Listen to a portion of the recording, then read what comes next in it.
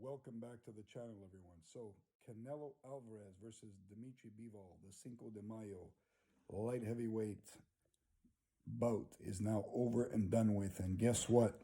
I had it right. Dmitry Bivol outboxed Canelo for the entire fight.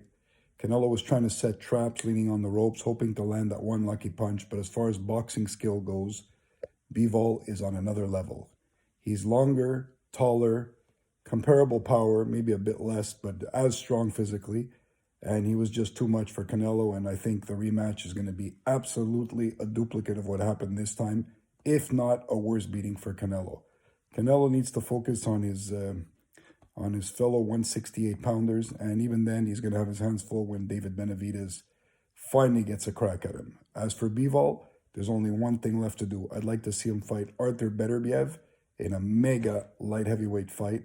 Let the winner make the big money. Let it be a huge pay-per-view event. The guy deserves it.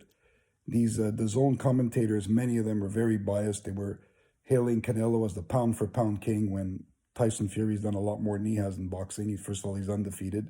Guys like Errol Spence, Terence Crawford deserve just as much credit. Why is Canelo the pound-for-pound king on a night where he fights? I don't know.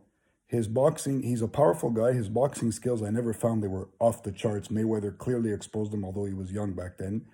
And Bivol certainly did a very good job of doing that as well. So I want to see Benavidez versus Canelo at 168, and I'll say it now, Benavidez wins that fight. And I want to see Beterbiev versus Bivol, and in that one, I'm going to give Beterbiev a very slight edge because of power, but Bivol is the better boxer. It's just that Beterbiev seems to, whoever he slugs, he knocks out. So I'm going to give him a slight edge, but it's more or less a 50-50 fight. Let those two fights happen, and then Crawford and Spence, and we'll have our plate full for the end of the year or for beginning of 2023.